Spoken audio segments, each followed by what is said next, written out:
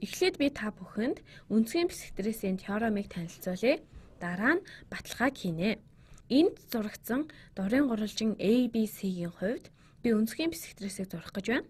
Үнцгийн бисектрис зур гэвэл бид энэ гурван үнцгийн аль ч үнцгийн хувьд зурж чадах боловч энэ тохиолдолд зөвхөн нэг үнцгийн хувьд л зурцгаая.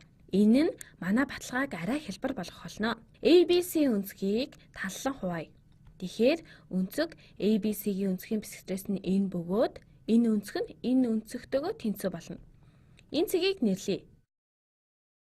D-г үнцгийн бисектрисийн теорем нь бидэнд бисектрис болохгүй талуудын хоорондын харьцаа, өөрөөр хэлбэл том гурвалжин маань үнцгийн бисектрисээр хоёр жижиг гурвалжинд хуваагдана.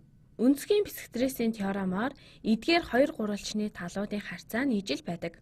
Тэгэхээр энд AB-г AD-д харьцуулсан харьцаа нь BC-г CD-д харьцуулсан харьцаатай тэнцүү байна. Эдгээрийг өнгөөр ялгая. Үүнийг үүнд харьцуулсан харьцаа нь энэ харьцаатай тэнцүү. Энд харьцуулсан харьцаа нь энийг энд харьцуулсан харьцаатай тэнцүү. Энд сайхан үр дүн шүү. Гэхдээ та үүнийг сайхан үр дүн гээд л шууд хүлээж авч болохгүй юм. Та үүнийг өөрөө баталгааг хүсвэл эндээс зарим харьцаануудыг нь төсөөлөн тодорхойлж чадна. Тэгэхээр үүнийг төсөөтэй гурвалжин ашиглан батлая. Гэвч харамсалтай нь эдгээр хоёр гурвалжин төсөөтэй гурвалжнууд биш нь жоохон онцгүй юм. Эдгээр үнцгүүд нь харгалзан тэнцүү гэдгийг мэдэж байгаа. Гэхдээ энэ үнцэг нь энэ үнцэгтэй тэнцүү эсвэл энэ үнцэг энэ үнцэгтэй тэнцүү эсхийг хэлж мэдэхгүй юм байна. Бид энд үүнтэй төсөөтэй дүгнэлт хийж чадахгүй. Тэгэхээр энэ төрлийн дүгнэлт хийхийн тулд бид өөр гурвалжин байгуулах хэрэгтэй бөгөөд тэр нь эдгээр гурвалжны аль нэгтэй төсөөтэй байна. Үүнийг хийх нэг арга нь өөр шулуун байгуулах бөгөөд энэ баталгаа нь эхлээд энэ талаар ботход надад шууд ойлгомжтой биш байсан. Хэрвээ энэ нь танд тийм ч илэрхий биш байгаа бол санаа зовох хэрэггүй. Хэрвээ би үнцгийн бисектрисээ үргэлжлүүлэн зурвал юу болох вэ? Энэ үнцгийн бисектрисээ үргэлжлүүлэн зуръя. Энэ цааш үргэлжлээд байх болно. Бид энд энэ гурвалжинтайгаа төсөөтэй гурвалжинг байгуулж чадна. Иймд эхлээд энд AB-тэй параллел шулуун татъя. Үүнийг хийж үзсгээ. За тэгэхээр та C-г AB шулуун дээр оршихгүй байгаа тохиолдолд бид C-г дайрсан AB шулуунтай параллел шулуун татаж болно гэдгийг мэдэж байгаа. Тодорхойлолт ёсоор энд нэг шулуун зуръя. Энэхүү C-гээ F гэж нэрлэе. Энэ шулуун буюу FC-ийн AB-тэй параллел. Тэгэхээр энд FC-ийн параллел AB. Үүнийг бид байгууллаа. Одоо зарим нэг сонирхолтой зүйлсийн тухай ярилцъя. Эдгээр хоёр гурвалжин нь харгалзсан төсөөтэй байна гэдгээс үүнийг бид хийсэн. Үүнийг харцгаая. Энд юу болох вэ? Бид өмнө нь төсөөтэйгийн тухайд ярилцсан. Харин одоо зарим үнцгүүдийн тухайд бодъё. Бид зарим үнцгүүдийг тодорхойлж чадна. Энд параллел хоёр шулууныг нэг шулуунаар огтлоход үүссэн дотоод соливсон үнцгүүд тэнцүү гэдгийг мэднэ. Иймд AB болон FC-г үргэлжлүүлэн зурхаас гадна огтлсон шулуун болох BD-г үргэлжлүүлэн зурвал ямартайч дотоод соливсон үнцгүүд тэнцүү гэдгээс энэ үнцэг нь энэ үнцэгтэй тэнцүү болж байна. Бид эхлээд огтлох шулууны үнцгүүд буюу эдгээрийн тухайд ярилцсан. Тэгэхээр эдгээр хоёр үнцэгч мөн тэнцүү. Энэ үнцгийн бисектрис учраас энэ үнцэг нь энэ үнцэгтэй тэнцүү байна. Энэ нь үнцгийн бисектрис тул ABD үнцэг нь DBC үнцэгтэй тэнцүү. Иймд ямартайч энэ үнцэг бас энэ үнцэг нь адилхан. Эндээс бидний ашиглаж болох хамгийн сонирхолтой үр дүн бол том гурвалжин болох BFC-ийн суурийн үнцгүүд тэнцүү учраас энэхүү гурвалжин маань адил тал болох нөхцөл юм. Ингээд BC-ийн FC-тэй тэнцүү болно. Огтлох шулуун болон дотоод соливсон үнцгийг ашиглан бид үүнийг адил хажуутай гэдгийг үзүүлсэн маань багахан цэсэн сайхан байсан баха. Тэгэхээр энд BC ба FC-ийн тэнцүү болох бөгөөд үүнийг бид ашиглана.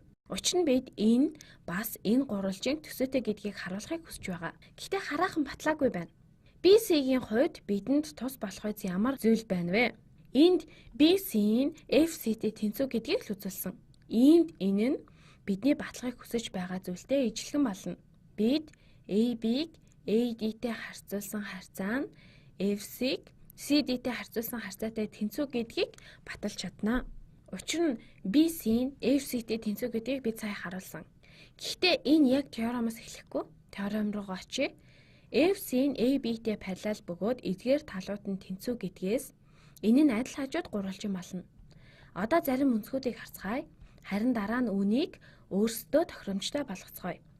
Гэхдээ бид энэ ABD гурвалжинг авч үзвэл энэ гурвалжин болон FDC гурвалжны хувьд тэнцүү өнцгүүдтэй гэдгийг бид аль хэдийн баталсан бөгөөд ABD өнцөг болон энэ өнцгүүд нь хоорондоо тэнцүү.